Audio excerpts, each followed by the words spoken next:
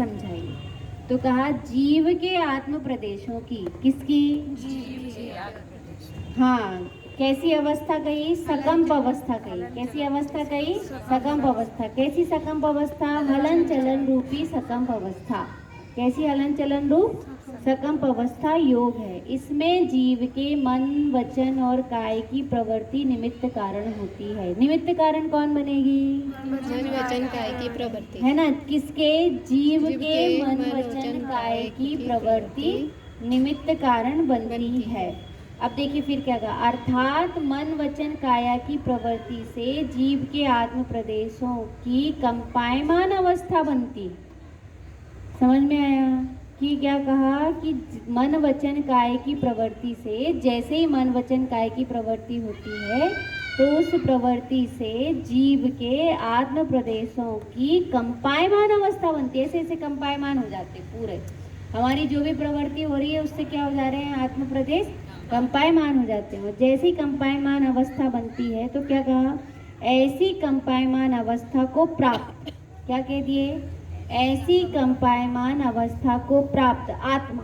ठीक है, ऐसी कंपायमान अवस्था को प्राप्त कौन है? आत्मा। उससे क्या होगा? कर्म रूप परिणमन की योग्यता को प्राप्त। किस रूप योग्यता को प्राप्त कर लेता है? कर्म रूप परिणमन योग्यता को प्राप्त कारवाण वर्णा। देखो दोनों चीज की योग्यता होनी चाहिए, है ना? दोनों तरफ से, कहते हैं एक हाथ से ताली नहीं बजती। किससे ताली नहीं बजती? एक हाथ से ताली नहीं बजती। तो ये कहा कि योग का कारण तो बता दिए कि योग का कारण क्या बता दिए कि योग में क्या होगा कि योग में मन वचन काय की प्रवृत्ति से आत्मा के प्रदेश की अवस्था कौन सी होनी चाहिए? सकंपायमान होनी चाहिए। तो कंपायमान अवस्था हुई आत्मा की और कारमान वर्णाओं में क्या हुई? कर्म रूप परिणमन की योग्यता हो गई। कारमान वर्णा में किसकी योग्यता हो गई? कर्म रूप परिणमन की योग्यता हुई। दो तरफ से बात समझ रहे? एक हाथ से ताली बजती कि दो हाथ से? यदि मात्र जीव ने कर्म बांधा तो जीव ने अकेले कर्म बांधा कि फिर पुद्गल ने अकेले कर्म बांधा? अपन कहें कि पुद्गल खराब था, ये क्यों कर्म स्कंद रूप हुआ और ये आगे क्यों चिपका? जैसे अपन कहते ना, कोई बच्चा खेलते खेलते आए और आके क्या हो जाए? चिपक जाए तो कोई बात नहीं, लेकिन अपन कहें आजा आजा और वो खुद आए तो फिर क्या कहेंगे?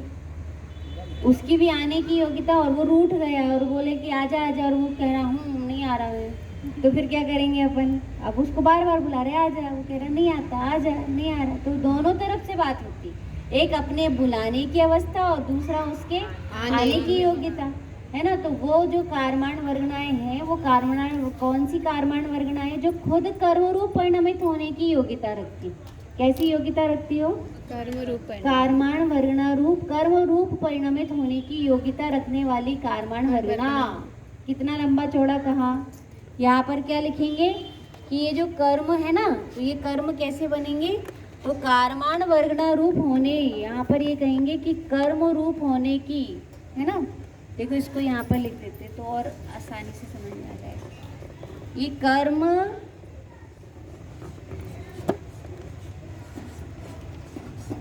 कर्म रूप परिणमित होने की,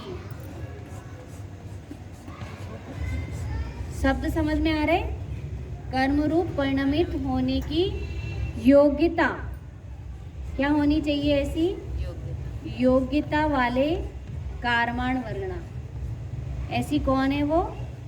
कारमान वर्णा। कैसी कारमान वर्णा है? जो कर्म रूप परिणमित होने की योग्यता रखती है। कैसी योग्यता रखती हैं? कर्म रूप परिणमित होने की योग्यता रखती। इसलिए इसमें कहा कि वह कर्म रूप परिणमन की योग्यता को प्राप्त कारमान वर्णा। ठीक है ना? एक तो इसमें क्या कह दिया, क्या कहा जल्दी से? कौन सी अवस्था? कंपायमान रूप अवस्था। क्या बोलेंगे उसको?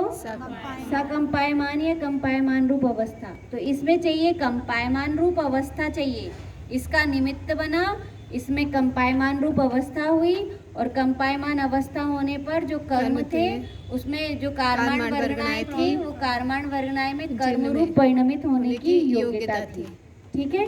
तो कितनी चीज चाहिए कि ये भी चाहिए सकंप अवस्था, ये प्रवृत्ति का निमित्त कारण भी चाहिए और यहीं पर कौन चाहिए? कर्म भी चाहिए कारणान और रूप उनकी परिणाम। योग्यता भी चाहिए। हाँ, उसमें कारवाण वर्गनाए की कर्म रूप परिणमित होने की योग्यता चाहिए, तब कहीं जाकर क्या होता है कर्म बंध कि आगे कर्म बंध को प्राप्त होता है। तभी क्या होता है, देखो इसमें कहा कि ऐसी कंपायमान अवस्था को प्राप्त आत्मा कर्म रूप परिणमन की योग्यता को प्राप्त कारमान वर्गनाओं को अपनी ओर आकृष्ट करता है। किसकी ओर आकृष्ट करता है? अपनी ओर। अपनी ओर आकृष्ट करता है, मतलब उसको अपनी ओर क्या करने लगता है?